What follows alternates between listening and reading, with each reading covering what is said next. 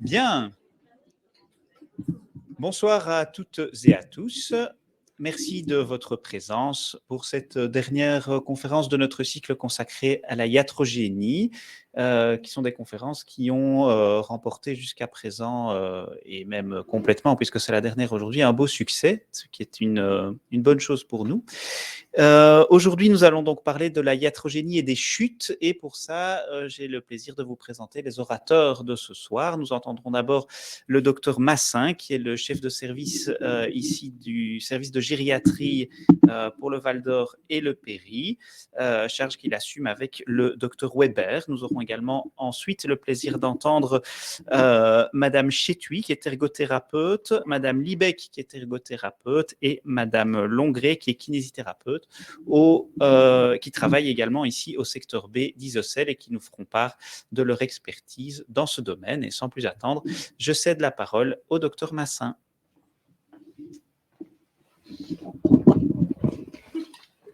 Bonjour à toutes, bonjour à tous.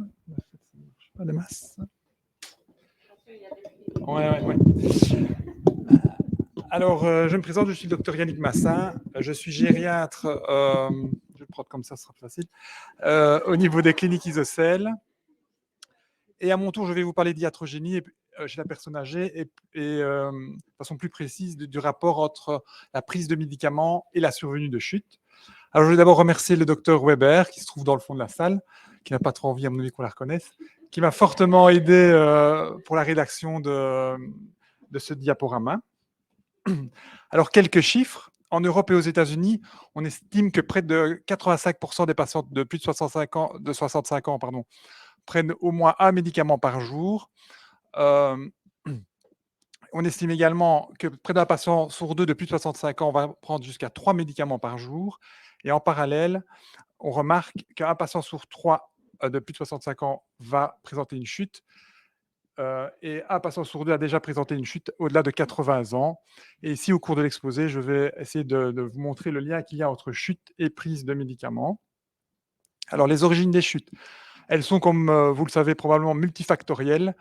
Donc, c'est la somme, en fait, des facteurs liés à la condition de l'individu, aux facteurs intrinsèques, et la somme des facteurs liés au comportement et à l'environnement, aux facteurs extrinsèques.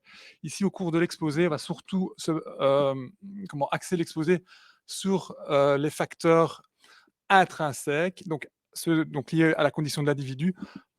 Elles sont divisées en deux catégories. Les facteurs précipitants, donc c'est principalement les médicaments, donc avec l'âge, la pharmacodynamique et la pharmacocinétique des médicaments va changer à cause de l'homéostasie qui se modifie avec l'âge chez la plupart des patients.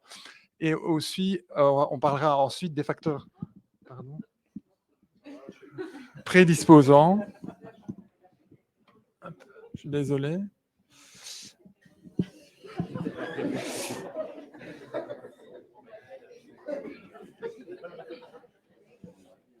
Voilà, merci beaucoup. Désolé. Ah, ça ne marche pas. Si, mais c'est pour ça en ligne. Et là, franchement, c'est pas évident. Je déplace un peu tout. Voilà.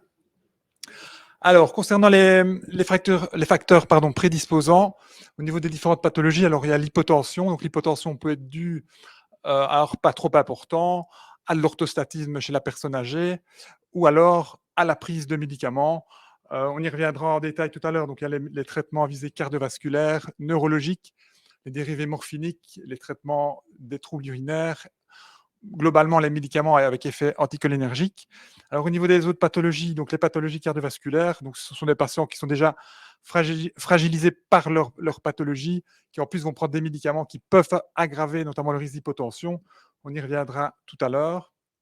Alors les troubles vestibulaires qui peuvent être aggravés par la prise d'aminosides ou de furosémides. Les maladies de type syndrome extrapyramidal, qui peuvent être de la marche en général, qui peuvent être accentuées donc, par la prise de neuroleptiques. Enfin, le risque de chute peut être accentué par la prise notamment de neuroleptiques. Au niveau du diabète, vous en doutez, les ADO et l'insuline qui peuvent favoriser les hypoglycémies et donc les chutes. Au niveau de l'incontinence urinaire, un patient qui a déjà de l'incontinence et des troubles de continence, lorsqu'on va le mettre sous diurétique, parce que c'est parfois bien nécessaire, le risque va être augmenté parce qu'il va se précipiter pour aller aux toilettes. Donc, le risque de chute est encore augmenté chez ce type de patient. La dépression, donc la dépression est un facteur de risque indépendant. Ce sont des patients généralement plus sédentaires, plus sarcopéniques. Le fait de prendre des antidépresseurs, ça favorise également, j'expliquerai tout à l'heure le lien, les chutes. Au niveau des patients douloureux chroniques, aussi très fréquents en gériatrie, le fait de prendre des analgésiques morphiniques avec la somnolence que ça peut donner chez des patients qui bougent déjà moins, ça va favoriser les chutes. Au niveau des patients qui ont des troubles cognitifs, quand ils ont des troubles du comportement, on donne encore facilement des médications avec comme effet secondaire des effets anticholinergiques qui vont également favoriser les chutes. Les patients qui prennent des médications anticholinergiques peuvent aussi, via les problèmes d'accommodation, présenter des troubles visuels. Et le fait aussi de prendre des corticoïdes, ce qui est comme très fréquent aussi, ça peut favoriser les poussées de glaucome ou la cataracte, et donc les chutes, vous en doutez, qui peuvent survenir également. Et enfin, toute pathologie aiguë qui peut donner un état de déshydratation avec des concentrations de médicaments qui peuvent être supérieures à ce que ça devrait, et donc avec un risque d'effet secondaire encore accru et en cascade, donc les chutes qui peuvent survenir plus fréquemment. Alors, on va parler maintenant des facteurs précipitants, donc les médicaments. Il y a deux grandes catégories de médicaments qui favorisent les chutes, ce sont les psychotropes et les médicaments cardiovasculaires. On va commencer par les psychotropes. Pour un petit cas clinique, c'est un patient qui s'est présenté il y a à peu près un mois dans notre service de gériatrie, une patiente de 86 ans, envoyée par le médecin traitant pour des chutes, donc à répétition, depuis une dizaine de jours. Alors, ses principaux antécédents sont l'anxio-dépression, l'hypertension artérielle et le diabète. Elle est traitée par ADO. Donc voici ces médications, donc le Metformax, le Dormonox, le Cymbalta, le Coversil, et depuis un peu plus de 10 jours, du Risperdal à raison de 2 mg, ce qui est déjà une belle dose, qui a été instaurée parce que la patiente était fort anxieuse et avait des problèmes d'insomnie. Et donc, à la clinique, on a une patiente un peu somnolente et qui présente déjà une roue dentée à droite. Et donc, comme vous l'imaginez, on a arrêté ce traitement-là assez rapidement avec la kiné. Les choses sont rentrées dans l'ordre. Ce n'est pas toujours aussi simple, évidemment. Alors, revenons aux psychotropes. On estime qu'après 90 jours de prise, on augmente le risque de chute par rapport à si on a une utilisation à plus court terme de plus de 80%, donc c'est énorme, d'où l'importance d'essayer de ne pas maintenir ces traitements quand c'est possible, évidemment, au-delà de ce qui est nécessaire. Alors, un grand principe au niveau des psychotropes, c'est que quelle que soit la classe, maintenant, de façon individuelle, il y en a qui sont mieux tolérés que d'autres, mais globalement, quelle que soit la classe, le risque de chute est d'autant plus important que la prescription est récente. Donc, on l'a vu, après 90 jours, il y a un pic de chute, mais il y en a aussi dans les 15 premiers jours, qui sera d'autant plus vrai si la demi-vie du neuroleptique est longue, si la dose de départ est importante, si elle est associée avec d'autres psychotropes et si le sujet réside en maison de repos. Alors, les benzodiazépines, qui sont anxiolytiques et hypnotiques, les effets secondaires principaux, vous les connaissez, somnolence, hypotonie, sensation ébrieuse et confusion. Là aussi, ce sont des médicaments qu'on voit fréquemment. On n'a pas toujours la possibilité de les éviter. Mais par contre, quand on doit initier un traitement, ce qui est important, c'est d'essayer de prendre une benzodiazépine avec une demi-vie la plus courte possible, comme le lorazépam, l'oxazépam, qu'on utilise un peu moins par chez nous, et l'alprazolam. Éviter les longues demi-vies comme le bromazépam, qu'on voit malheureusement encore trop souvent, et qui sont parfois bien difficiles à enlever, parce que les patients sont vite dépendants. Tantôt, on parlait de 90 jours. Pour les benzos, c'est même un peu plus court. Théoriquement, c'est des molécules qui ont été à la base étudiées pour rester maximum 4 semaines. Et il faut essayer de rester là-dedans pour essayer d'éviter au maximum les effets secondaires et notamment les chutes. Et si malheureusement, ça a duré plus longtemps et qu'on tente un sevrage, le sevrage doit être très progressif et il sera d'autant plus long que le médicament est là depuis longtemps, pour éviter aussi les problèmes d'effet rebond. Alors, une petite parenthèse au niveau des benzodiazépines, ou plutôt des apparentés aux benzodiazépines, que sont le zolpidem et le zopiclone. On pourrait croire, parce que ce sont des molécules qui ont des demi-vies courtes, qu'elles sont intéressantes, et comme ce sont des hypnotiques purs, qui ont peut-être moins d'effets secondaires, c'est pas vrai, ils ont aussi des effets indésirables, et notamment dû au fait qu'ils ont des métabolites actifs qui ont des demi-vies parfois plus longues que la molécule mère, et dès lors, ils vont s'accumuler, et donc le risque de chute va plus importants avec ces molécules-là. Ils sont vraiment à éviter chez nos patients âgés. Et donc, voilà, il ne faut pas les prescrire si possible. Les antidépresseurs. C'est la classe de médicaments qui favorise le plus le risque de chute chez le patient âgé. C'est principalement les antidépresseurs tricycliques qui ont un effet anticholinergique très marqué. On les retrouve quand même moins maintenant qu'avant, je pense, chez nos patients, et c'est tant mieux, il faut continuer à les éviter. Donc, on a tendance à avoir de plus en plus des patients sous SSRI, c'est vrai que ça a un profil plus intéressant, mais il faut quand même se méfier. Dans un peu plus de 10% des cas, le patient va développer à plus ou moins long terme, peut développer à plus ou moins long terme une hyponatrémie dans le cadre de la SIADH. Il faut être vigilant, il faut faire des prises de sang régulièrement pour essayer de, surtout si le patient va vraiment bien, de voir si ce n'est pas ce problème-là, qui est tout à fait réversible, et essayer de stopper les traitements si on voit que ça apparaît avant qu'une chute ne survienne. Alors, les neuroleptiques, comme on l'a déjà dit, à éviter autant que possible, surtout les phénothiazines et les thioxanthènes, qui sont les premières générations, ainsi que les formes retard de manière générale. Donc, les effets secondaires qui sont nombreux, je pense que vous les connaissez, la somnolence, la confusion, les dyskinésies aiguës ou tardives, les syndromes kinétorigides, l'orthostatine qui est fréquent également, les troubles du rythme avec l'allongement de QT et les effets anticholinergiques qui sont plus ou moins marqués en fonction du médicament. Il faut se méfier aussi des atypiques qu'on pourrait croire qui sont plus safe. Ils donnent aussi un même profil de risque au niveau des chutes. Et donc, dans la mesure du possible, il faut les éviter quand ce n'est pas nécessaire. Si on doit quand même mettre un traitement, ce qui arrive malgré tout également en gériatrie, on doit essayer de commencer par une dose la plus faible possible et d'augmenter progressivement, avec un sevrage qui doit être également progressif pour éviter les effets rebonds, et la durée du traitement, un peu comme pour les benzodiazépines, la plus courte possible. Alors, la deuxième classe de médicaments qui est incriminée dans les chutes, ce sont les médicaments à visée cardiovasculaire. Alors, on retrouve principalement les traitements qu'on a dans l'hypertension, dans la prise en charge de la décompensation cardiaque ou dans les arythmies. Alors, ils ne sont pas tous équivalents, il y en a qui sont plus sécures que d'autres. Je ne vais pas trop rentrer dans les détails, mais ce qu'il faut retenir, c'est qu'à chaque fois qu'on a prescrit un, on doit penser au fait que de l'orthostatisme peut survenir. Là aussi, si on sait commencer par les plus petites doses et monter progressivement, c'est toujours mieux. À informer le patient de manière à ce qu'il fasse attention également et à ce qu'il soit plus compliant finalement et que ça se passe bien. Alors, la digoxine, c'est peut-être un peu moins connu. Ça peut favoriser les troubles visuels au niveau des bâtonnets, des vertiges, un tableau digestif en cas de surdosage. Et il faut être très vigilant, notamment à l'hypocalémie. Ça ne provoque pas d'hypocalémie, mais s'il y a une hypocalémie qui est concomitante, ça va favoriser le risque de surdosage et on arrivera vite au-dessus de l'index thérapeutique avec les effets secondaires qui peuvent être fort embêtants. Alors, les diurétiques thiazidiques, ils peuvent être embêtants par l'hyponatrémie et l'hypocalémie qu'ils engendrent, surtout pour l'hyponatrémie, s'il y a une prise de SSRI en parallèle, ça va aussi augmenter le risque de problème, donc de confusion et de chute. L'hypocalémie, la problématique, c'est l'allongement de l'espace QT et donc le risque d'arythmie et de chute secondaire. C'est plus rare, mais c'est plus grave. Alors, les antiarythmiques de classe 1A mais sont aussi, de façon un peu globale, moins bien tolérés chez le patient âgé, notamment à cause des troubles ioniques.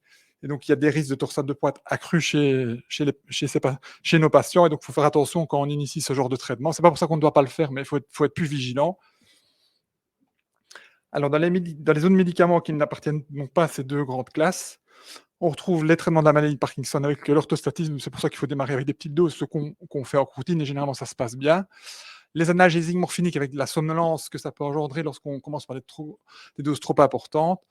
Les antiépileptiques, surtout celles de première génération, comme la phénitoïne, la carbamazépine, le phénobarbital, ils donnent tous de la somnolence. La carbamazépine peut donner aussi des troubles ioniques, comme l'hyponatrémie. Mais ces trois molécules-là ont aussi la caractéristique de favoriser la dégradation de la vitamine D et donc d'engendrer un risque fracturaire plus important. Et donc, c'est des molécules qu'il faut essayer d'éviter et en pratique, on voit quand même qu'on les utilise de moins en moins fréquemment et c'est une bonne chose en gériatrie. Alors, au niveau des traitements consacrés donc au diabète, les traitements de première génération sont également associés, et les insulines, c'est pareil, à un risque d'hypoglycémie plus important que les dernières générations et qui sont à favoriser pour éviter aussi les chutes. Vous avez vu le raccourci, liées aux hypoglycémies. Alors, les antihistaminiques de première génération n'ont plus trop leur place, que ce soit en gériatrie, mais j'ai envie de dire même chez le patient plus jeune, parce qu'on a des antihistaminiques tout aussi efficaces, il en sort régulièrement, qui n'ont pas tous ces effets anticholinergiques qui sont très marqués, notamment avec la Tarax, et qui n'ont aucun intérêt, aucun bénéfice à être maintenus. Un chiffre pour vous donner une idée, avec la prise de diurétique, on estime que le risque de chute augmente de 7%. Concernant les opioïdes analgésiques, c'est de 10%, les anti-inflammatoires, notamment l'insuffisance rénale, les troubles de rythme que ça peut donner, de 20%, les hypotenseurs, de 24%, les basos, de 47 à 57%, les antipsychotiques, de près de 60%, et les antidépresseurs, c'est jusque 70%. Donc c'est quand même non négligeable. Alors, à ne pas oublier, l'intérêt de la vitamine D et du calcium, donc comme j'ai dit tout à l'heure, c'est important. Alors, on estime, par rapport à un sujet carencé, que le fait de donner du calcium et de la vitamine D va réduire de près de 15% le taux de fracture en cas de chute. Donc, c'est quand même intéressant. Et la vitamine D, de par son effet au niveau musculaire, au niveau neurologique, peut réduire le risque de chute jusqu'à 50%. Donc, c'est vraiment quelque chose de facile, qui n'est pas cher, auquel il faut penser chez tout le monde, finalement. Mais ici, donc, en particulier chez nos patients âgés. Donc, en conclusion, concernant les psychotropes, donc éviter le zopiclone, le zolpidem. Favoriser, quand c'est nécessaire, les benzodiazépines à courte demi-vie pendant le temps le plus court possible. Alors, éviter autant que possible les neuroleptiques, les prescrire quand c'est nécessaire, mais à la posologie la plus faible et le moins longtemps possible. Concernant les autres médications, donc les antihistaminiques de première génération, clairement, ils n'ont plus leur place. Alors, pour les autres médicaments, pour l'hypertension, pour l'épilepsie, etc., pour les antiarythmiques, le message ici n'est pas de dire qu'on doit diaboliser tous les médicaments, mais essayer, dans la mesure du possible, de choisir ceux qui correspondent le mieux par rapport aux antécédents du patient. Essayer de ne pas mettre des doses trop importantes trop rapidement, et toujours tenir compte du rapport bénéfice-risque en évitant donc les médications inappropriées, et aussi, une fois qu'on a instauré un traitement, se reposer régulièrement la question, parce que ça arrive quand même très fréquemment que le patient conserve des traitements pour lesquels ça fait déjà un certain temps qu'il n'en tire plus vraiment en bénéfice, mais où les risques, notamment de chute, mais pas que, sont quand même importants. Donc remettre en cause les traitements des gens régulièrement, c'est aussi un message, je pense, important à conserver. Je vous remercie de votre attention. Et je veux dire aussi qu'au sein du service de gériatrie, via les liaisons externes et internes, et également via notre pharmacien clinicien, on est disponible pour essayer de vous aider si vous jugez utile à notre niveau. Je ne dirais pas qu'on va trouver à chaque fois une solution, mais on peut aussi vous aider dans la problématique médicamenteuse. On est disponible. Et donc voilà, je vais céder la parole au prochain orateur.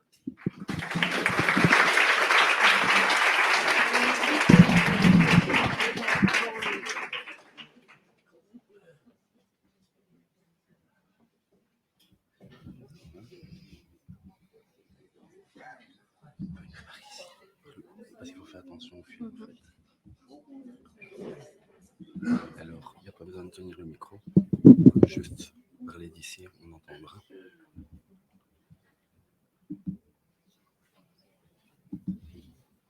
Voilà.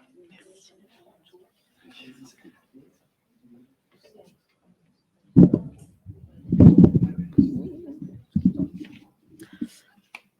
Comme ça, on ne me voit pas, je pense. Mais est-ce que là, on m'entend? On m'entend près de là. Donc, on ne me voit plus, mais on m'entend. Parfait, ça va. Donc, bonjour à tous. Je m'appelle Nora Chetouille. Je suis ergothérapeute au Péri et je vais aborder le sujet des nouvelles technologies qui ont été créées par rapport aux chutes. Donc, tout d'abord, je vais un peu vous présenter ce qui existe par rapport aux technologies, faire le bilan de la situation actuelle pour arriver ensuite au projet de la région wallonne qui a été mis en place en 2022. Dans les nouvelles technologies, il y a deux types. Il y a le type qui est géré par la personne âgée elle-même et il y a celui qui dépend d'un service d'objets connectés. Pour commencer, nous avons ici les services de domotique, donc, qui ne sont pas que pour les personnes âgées. Donc, ça permet de contrôler à distance les volets, les portes, les lumières, les chauffages, et ça permet donc d'éviter les déplacements qui pourraient être inutiles pour les personnes âgées. Alors ici, il y a une télécommande, mais ça existe également sous forme de smartphone ou autre. Ensuite, nous avons la bien connue biotélévigilance, qui est connue et reconnue depuis des années, et donc là, qui va simplement, grâce à un bouton poussoir, alerter l'entourage. Ça se présente sous forme de collier ou sous forme de montre, bracelet-montre. Ensuite, nous avons la montre connectée. Ici, c'est une montre Guard to Me. On peut voir en rouge qu'il y a le bouton poussoir pour transmettre une alerte, donc pour alerter ses proches. Donc celle-ci, elle permet de donner l'heure, etc. Mais elle permet aussi de géolocaliser l'usager, d'alerter l'entourage grâce à une carte SIM qui se trouve dans la montre, en cas de dépassement d'un périmètre géographique, en cas d'alerte si c'est le patient lui-même qui appuie sur son bouton, ou en cas de perte d'équilibre ou de chute qui a été détectée par la montre. Elle permet également de transmettre des informations liées à la santé du patient. Donc ça, c'est au préalable. Il peut y avoir le traitement de la personne, ces données, autres données qui ont été encodées au préalable. Ici, la montre, elle coûte assez cher, elle coûte 300 €, uniquement la montre, et tous les mois, il y a l'abonnement de 25 € pour le système d'alerte proposé. Ici, nous avons le bracelet vital, donc ça ressemble un peu à la biotélévigilance, sauf qu'il y a des petits ajouts. Donc, elle permet de détecter si une situation est anormale par l'analyse des mouvements de la vie quotidienne. Et elle permet aussi d'alerter manuellement ou automatiquement les proches.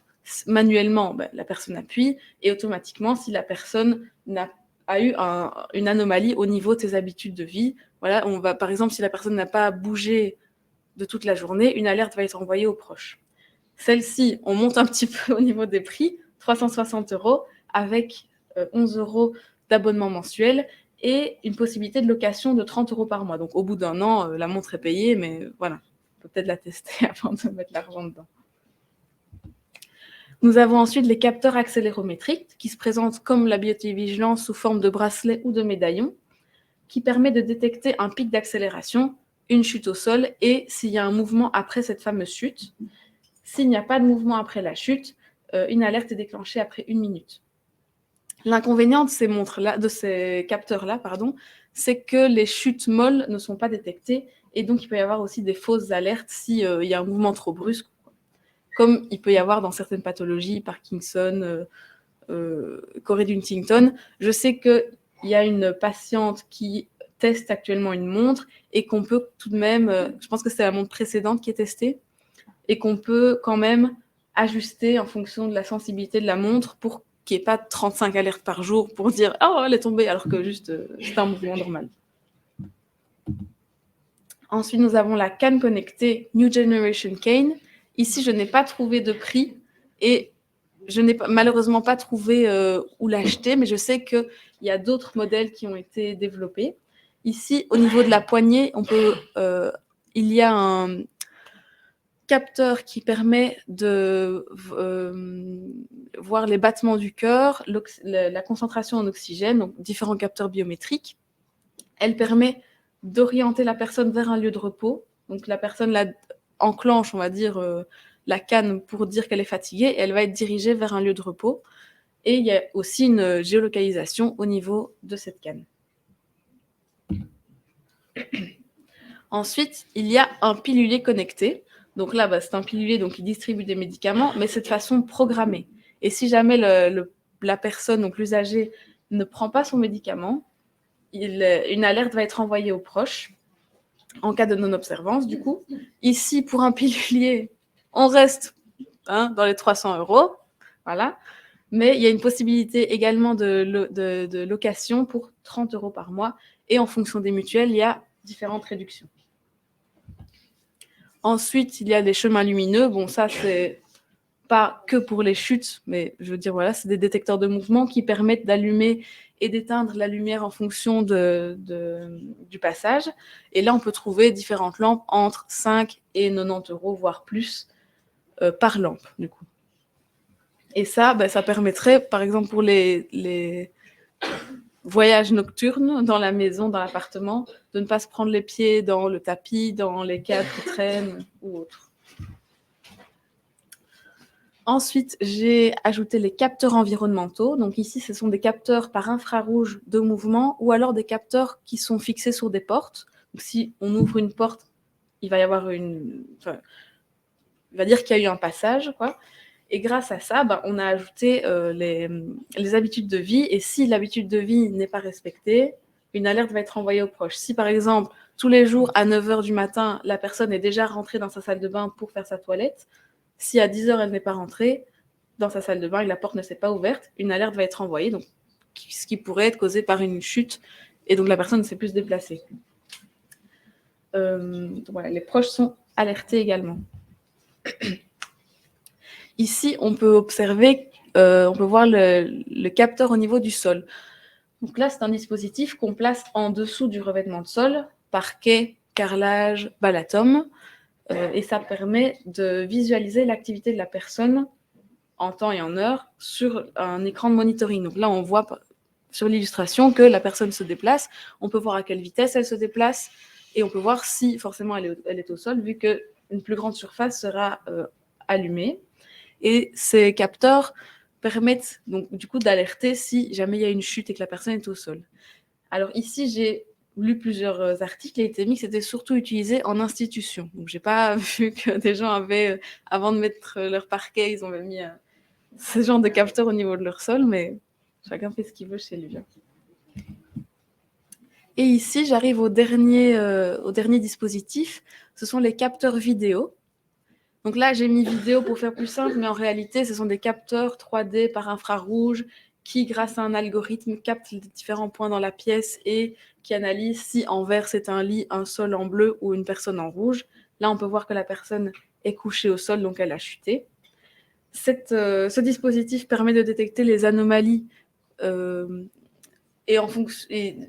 une chute, ou alors si la personne est restée trop longtemps à la même place, donc si il y a un risque d'escarre qui peut être ajouté à la personne.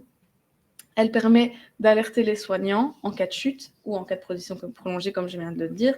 Ici, c'est le dispositif MINT, qui est belge, donc c'est un dispositif belge, testé dans plusieurs maisons de repos et plusieurs hôpitaux en Belgique, notamment la maison de repos à Corommeuse, dont j'ai oublié le nom, mais que tout le monde connaît, Saint-Joseph, voilà.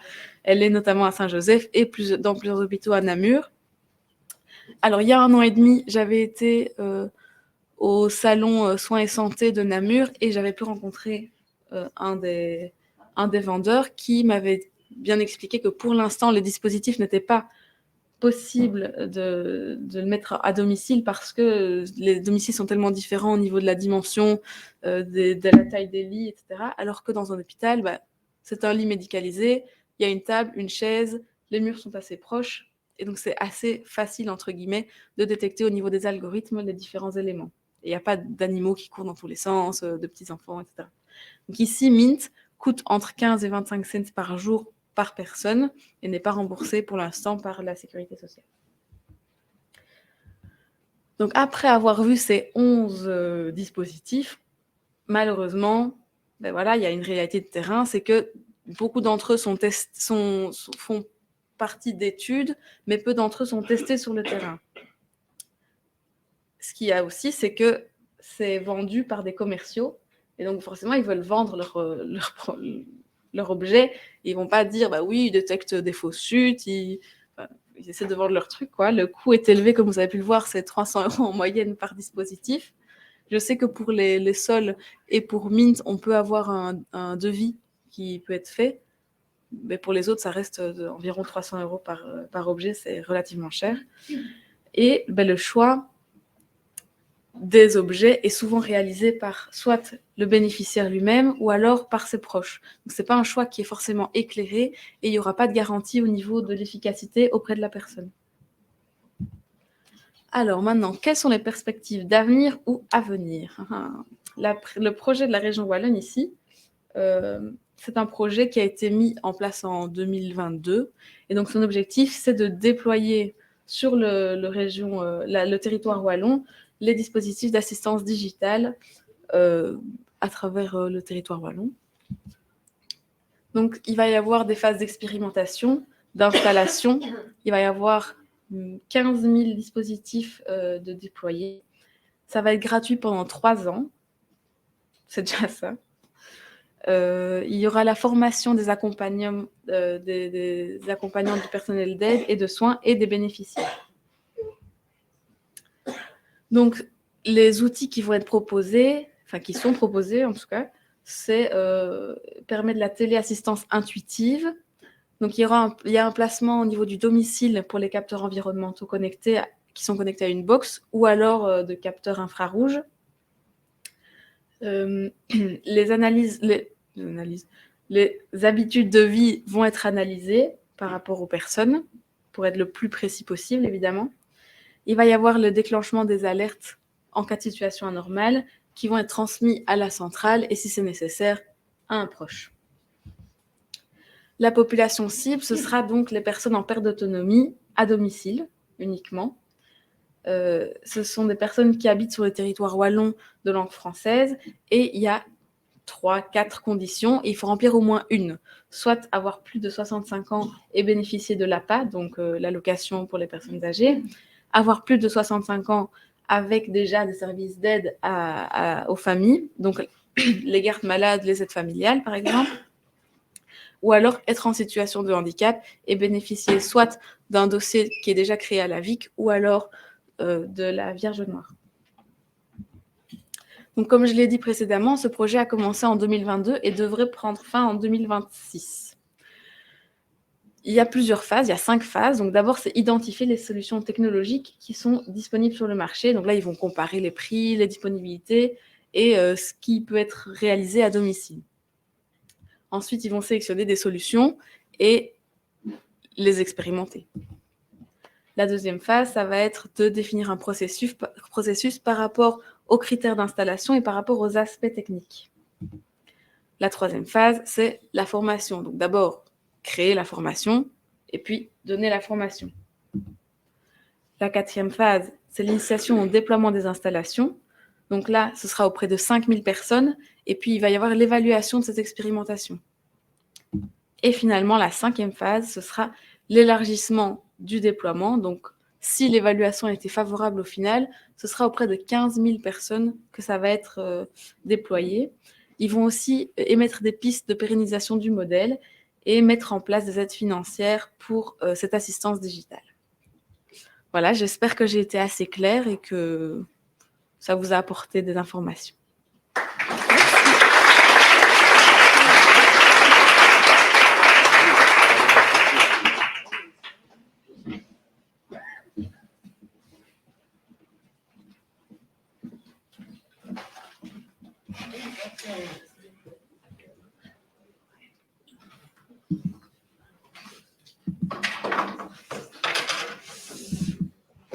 Rappelle-toi ça.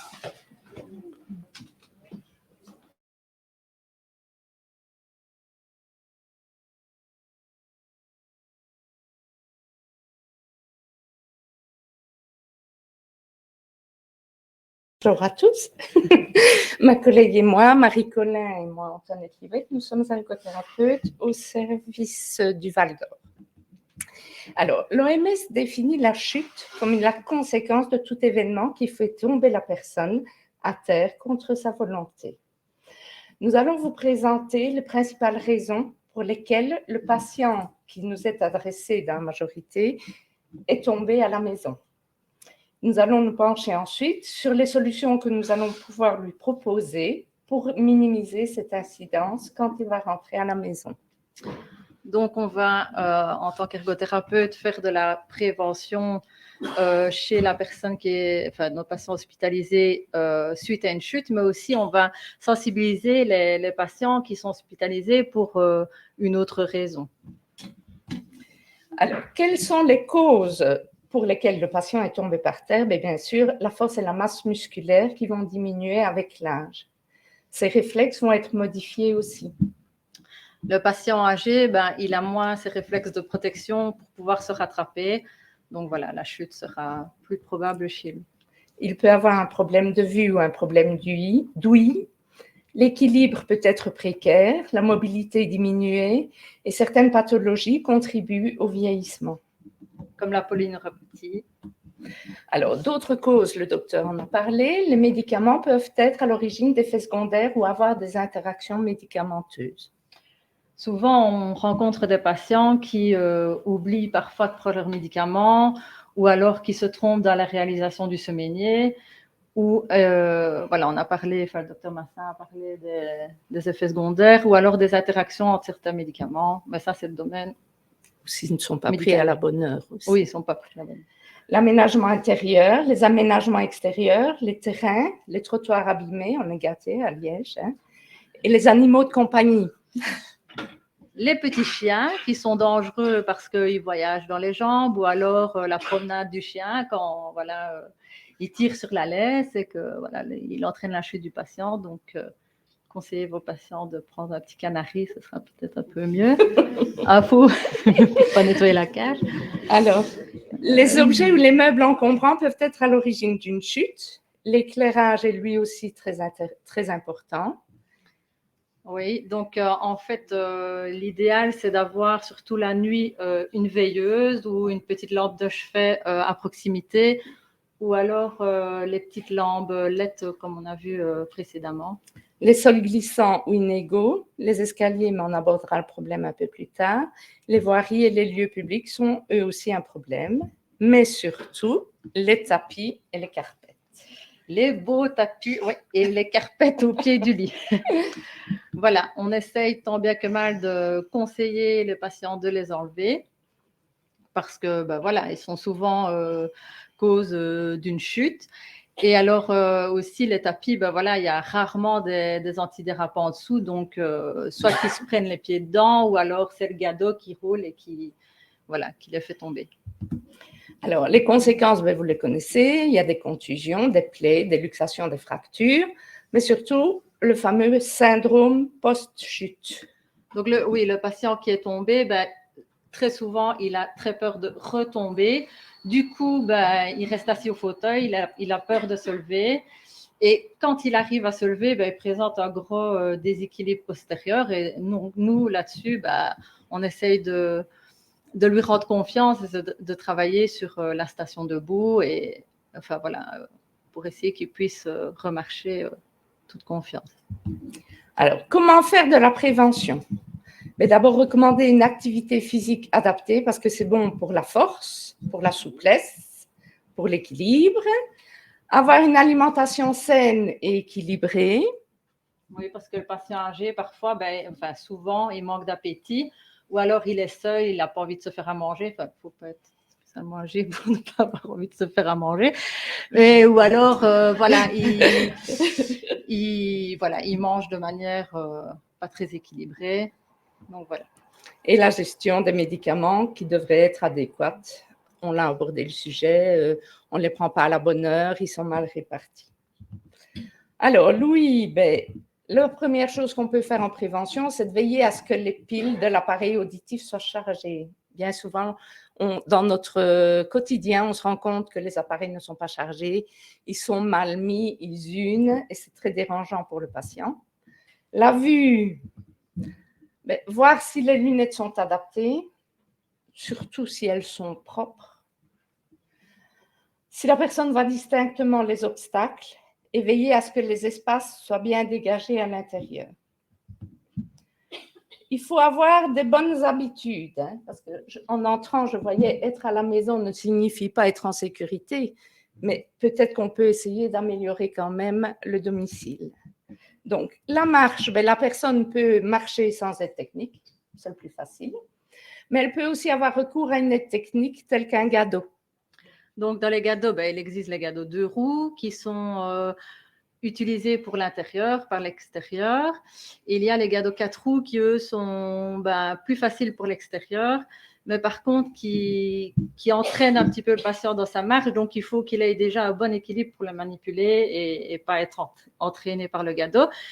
Il faut faire attention aussi à ce que les pieds du gado ne soient pas usés. Et alors aussi, ce qu'on veut rajouter, c'est que parfois le patient, il a un gado, souvent, mais il ne l'utilise pas. Il se tient au meuble, à la table, etc. Ce sont ses poids de repère. Et parfois, amener un gado dans ses poids de repère ou dans un espace trop confiné chez lui, c'est à la limite plus dangereux qu'autre chose. Donc ça, c'est un peu à voir au cas par cas, quoi. Le patient peut aussi marcher avec 2 cannes. Alors, les 2 cannes, c'est moins encombrant que le gado. Par contre, la coordination, souvent, est compliquée. Et à la limite, c'est plus facile de marcher avec une béquille. Alors, les cannes, il faut faire attention à ce qu'elles soient bien réglées. Souvent, elles sont réglées trop haut, comme le gado, ce qui fait que le patient n'a pas d'appui et se retrouve à marcher avec les coudes trop fléchis. Et il ne faut pas que le gado ou les béquilles soient trop réglés vers le bas. Alors, le patient est courbé en avant et peut-être entraîné vers le sol.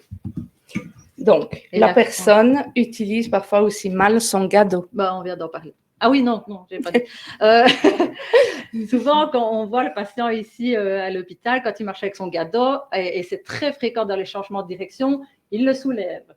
Alors, on peut croire que la personne âgée manque de force, c'est certainement le cas, mais pour ça, vous pouvez être sûr, il n'y a pas de problème. Et alors, ce qu'il y a aussi, c'est qu'il marche encore bien avec les pieds à l'extérieur du gado.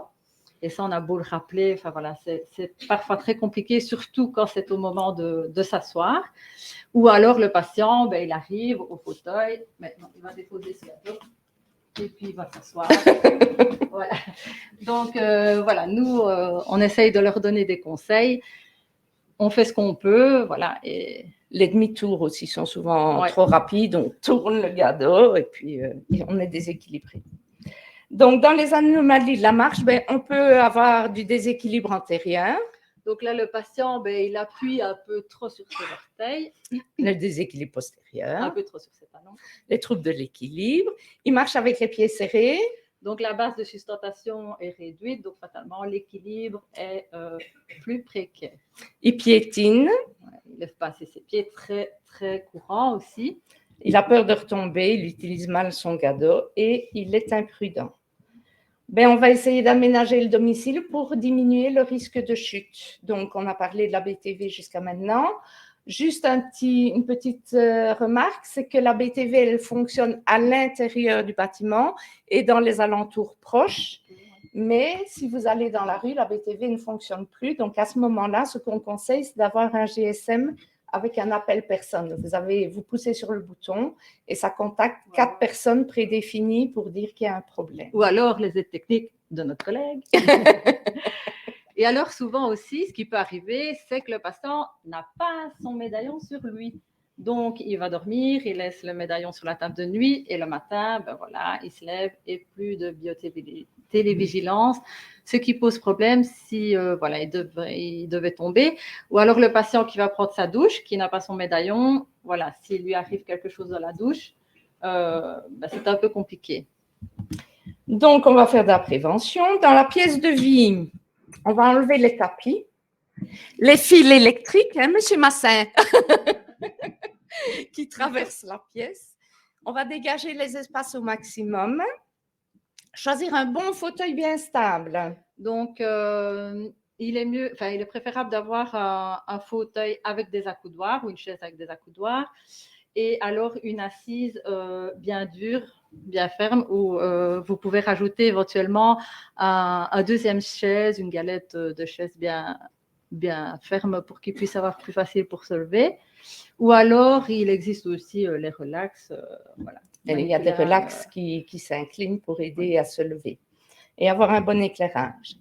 Prévoir un système de parlophone pour ne pas devoir aller systématiquement à la porte pour ouvrir. Avoir un téléphone à portée de main auprès des endroits où la personne se tient le plus souvent. Prévoir éventuellement une sonnette d'appel et utiliser une desserte à roulettes lorsque vous avez des choses à déplacer à l'intérieur de la maison ou de l'appartement. Les escaliers, il faut mettre une rampe des 2 côtés. Au moins une. Voilà. Ouais. Avoir un éclairage suffisant, mettre éventuellement un repère visuel au bord des marches si la personne a des problèmes un peu de vue. Prendre un sac à dos pour transporter des choses entre les étages. Prévoir un stana mais le mieux, c'est quand même d'aménager tout au même étage. Dans la salle de bain, mettre une chaise devant l'évier et privilégier la douche à la baignoire. Si maintenant, il veut quand même prendre un bain, mais mettre une chaise à côté de la baignoire.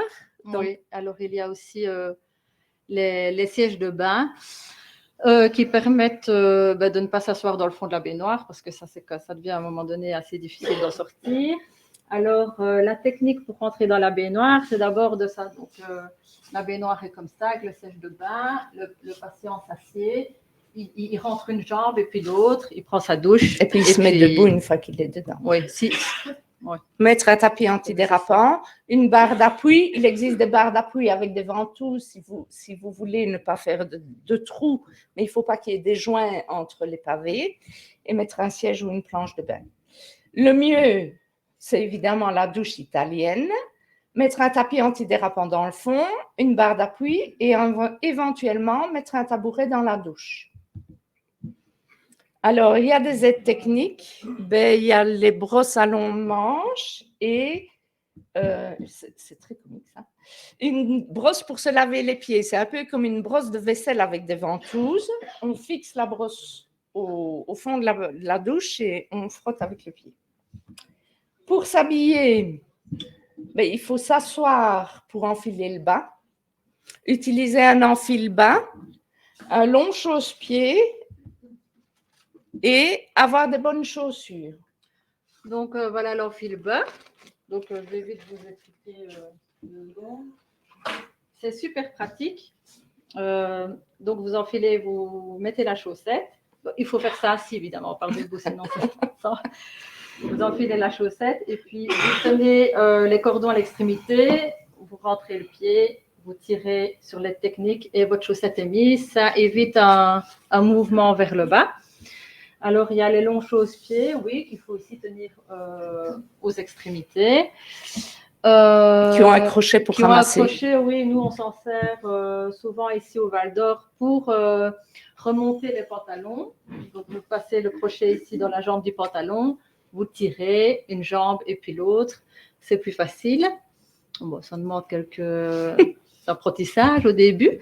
Et alors, il y a aussi, oui, les chaussures. Les chaussures, préférez éviter les clapettes, les tangles, enfin voilà, toutes les chaussures ouvertes qui n'ont pas de contrefort. Donc, bien préférer, style de mocassin. Les lacets, les velcro, c'est compliqué parce que voilà, ils doivent, c'est encore un mouvement vers le bas. Mais voilà, des chaussures, en tout cas, qui tiennent bien aux pieds. Alors, le WC, il existe des rehausseurs, c'est plus facile, c'est moins bas. Et on fait placer une barre d'appui. Oui, en oblique, c'est plus facile. Une barre d'appui, c'est plus facile que horizontal. Dans la cuisine, il faut rationaliser au maximum les rangements. Donc, essayer de mettre les rangements un peu tous au même endroit, entre le nombril et les yeux. Ce qu'on utilise le plus. Voilà, éviter les mouvements vers le haut parce que souvent, ils entraînent un déséquilibre vers l'arrière. Faire glisser les casseroles plutôt que les porter. S'asseoir un maximum pour nettoyer les légumes ou autres. Alors, pour le ménage, ne plus utiliser les marchettes ni les escabelles. Ça, c'est dur. Hein. Ils veulent faire leurs fenêtres tout le temps. La longueur idéale d'un manche de brosse. Donc, il se situe entre l'épaule et l'oreille. Quand c'est plus petit, ils doivent se plier, donc ils risquent de tomber vers l'avant. Utiliser des rasants parce qu'ils restent fixés sur le manche et on le pousse il y a des presses dans des seaux et ça permet d'éviter de chaque fois devoir se baisser pour ramasser c'est un peu ce qu'on utilise dans les hôpitaux. Les Villeda, oui. Et prendre des plumeaux à long manche. Dans la chambre à coucher, surélever le lit, éventuellement. Il existe des pieds de lit qu'on met lorsque le lit est trop bas. Ou alors un deuxième matelas un peu plus dur aussi, ça peut marcher. Enlever les carpettes, prévoir de l'éclairage si la personne se relève la nuit, prévoir une chaise percée si nécessaire et laisser un espace pour le gado à côté du lit. Donc ça aussi, c'est une poignée de lit. si c'est nécessaire, si la personne n'a pas un lit électrique et qu'elle a du mal à se lever, ça se glisse en dessous du matelas et la personne peut se tirer à cette poignée pour s'asseoir dans le lit avant de se lever. Une évaluation de votre patient à l'hôpital de jour permet de mettre en évidence un risque éventuel de chute. Une information et une sensibilisation des risques permet au patient et à son entourage de modifier l'aménagement du domicile et de diminuer l'incidence des chutes. Et alors, nous, ici au Val d'Or, on distribue, on a une petite brochure qui a été récemment rafraîchie, si je puis dire, sur la prévention des chutes, voilà, qu'on distribue régulièrement à nos patients âgés, ou moins âgés, mais surtout âgés. Merci. Voilà. Merci pour votre attention. On fait un relevé du sol ou pas? Oui. J'ai dit qu'il ne fallait pas de fil. On va vous faire une petite démonstration et puis on aura terminé sur la façon de se relever après une chute. Quand le patient est conscient et qu'il n'a pas trop mal, évidemment, sinon il appuie, si c'est possible, sur son petit médaillon.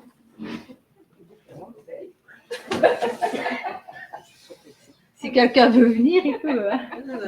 Voici.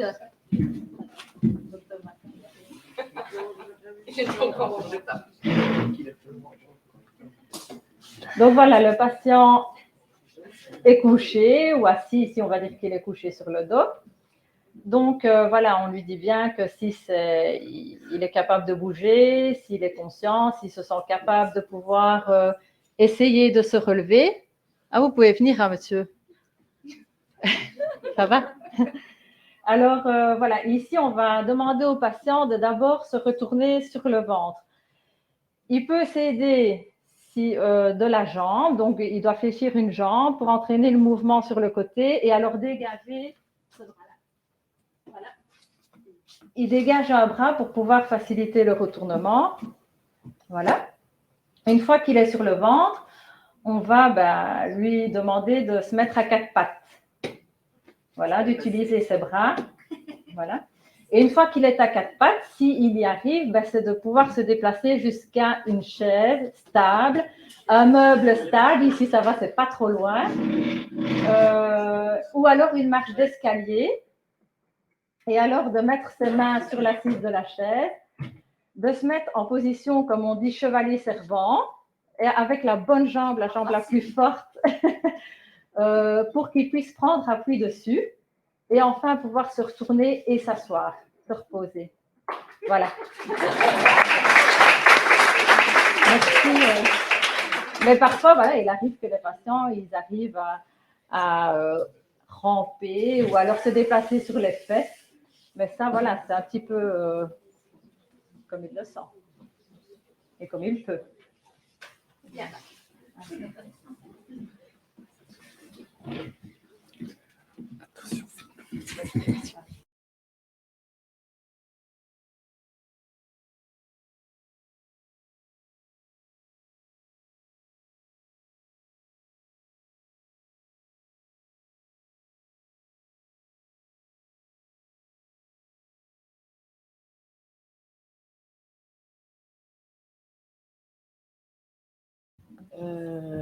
Voilà, donc bonsoir, moi c'est Géraldine Longré, kinésithérapeute au Péri, et on va vous parler du projet Parachute.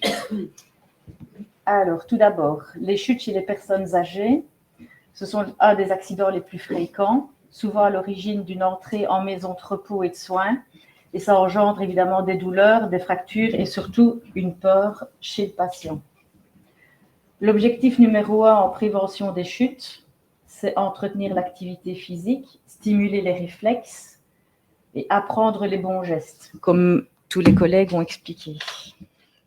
L'objectif numéro 2 en prévention post-chute, c'est prévenir la deuxième chute, rassurer le patient, réapprendre à pouvoir se relever, marcher et tout ça.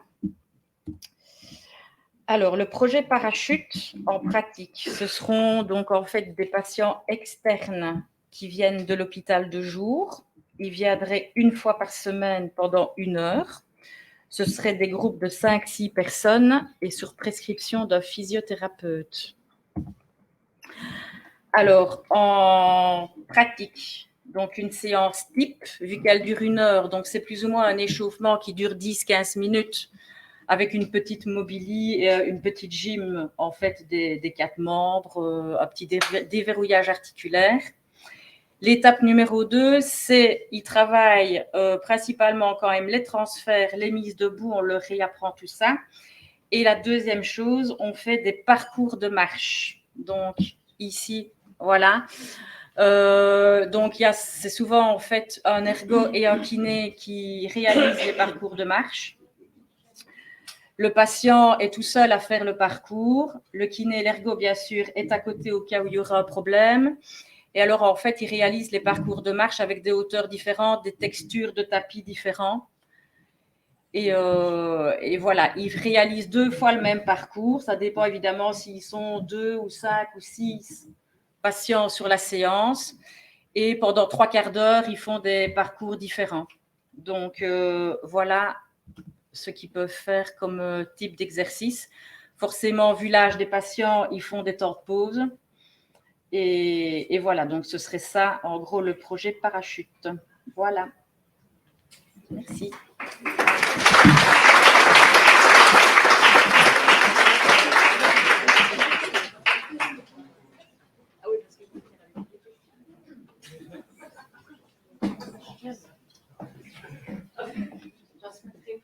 Bien, je propose maintenant que nous passions aux questions et réponses. Donc, je rappelle que, étant donné qu'il n'y a pas de micro pour les personnes qui sont en distanciel pour les questions de la salle, je vais vous demander d'abord de poser votre question bien fort si vous en avez une, et je vais demander aux orateurs, quand la personne devra répondre à la question, qu'elle vienne ici et qu'elle réponde dans les micros ici en répétant la question. Comme ça, les personnes qui sont en distanciel peuvent entendre la question aussi.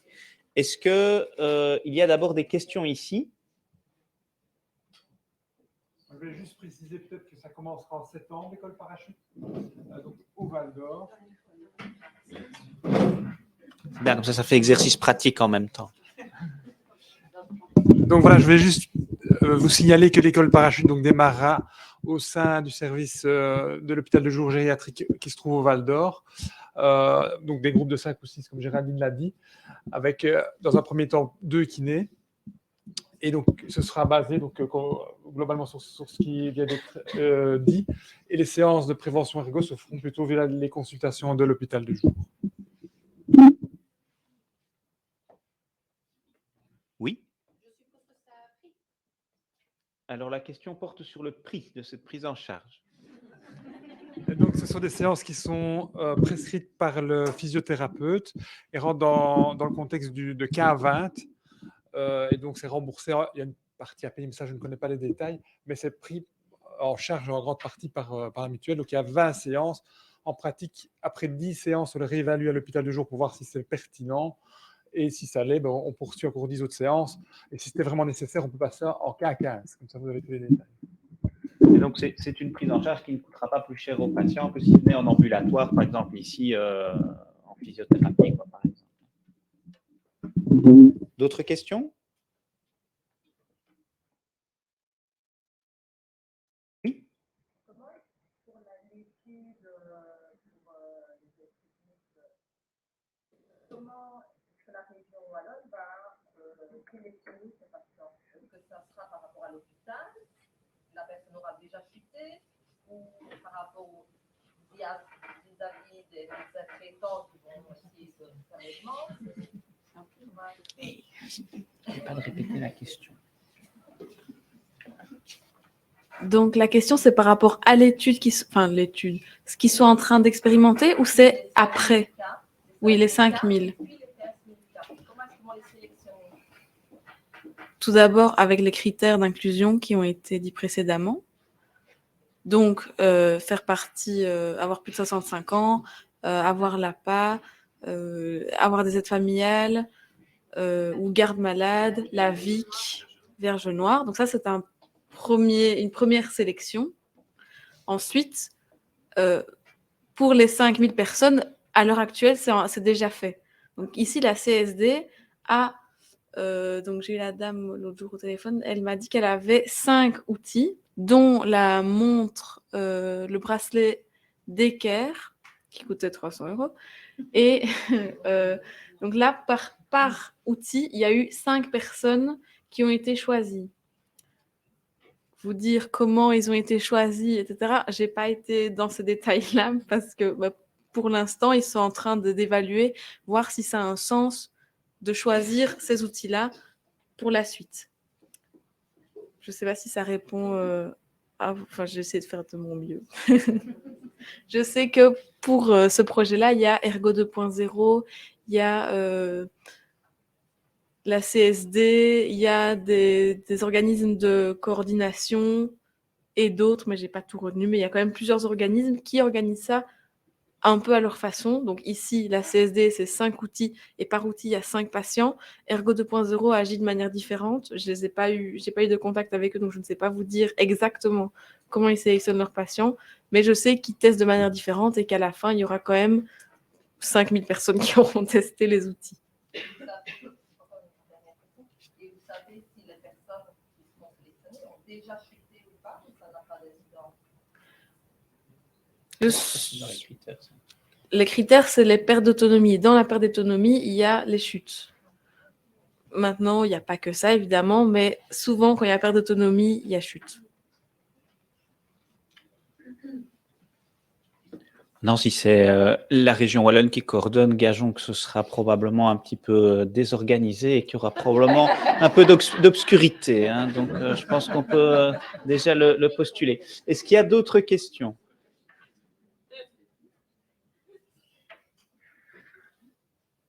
Alors moi j'ai une petite question. Donc par exemple, quelles sont les spécificités de la prise en charge pour les patients qui ont, la neurologie n'aime pas beaucoup ce terme-là, mais le syndrome post-chute, qui présente un syndrome post-chute ou disons des troubles de la coordination de la marche comme une apraxie, par exemple à l'école parachute, quelle est la ou en termes de rééducation, quelle est la spécificité de la prise en charge pour ces patients-là par rapport à des patients qui auraient par exemple simplement des problèmes articulaires ou des choses comme ça? Sur quoi est-ce que vous allez axer plus la prise en charge?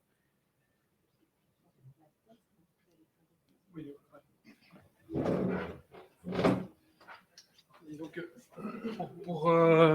pour sélectionner donc, les patients à l'hôpital de jour ou en salle d'hospitalisation, parce qu'il y aura aussi une sélection via les salles d'hospitalisation, il y aura différentes échelles gériatriques qui vont être réalisées tant par les kinés et les ergos que par les infirmières. Et en fonction, on regarde, parce qu'on doit avoir comme des groupes relativement homogènes, on les mettra dans les groupes en fonction de ce qu'on aura observé finalement. Et donc les différentes tâches seront donc ciblées, les différentes approches de rééducation seront ciblées en fonction des groupes, alors seront adaptées au groupe. Voilà, maintenant on va commencer petit avec un groupe et on va voir un peu comment ça se développe, mais c'est l'idée. Oui.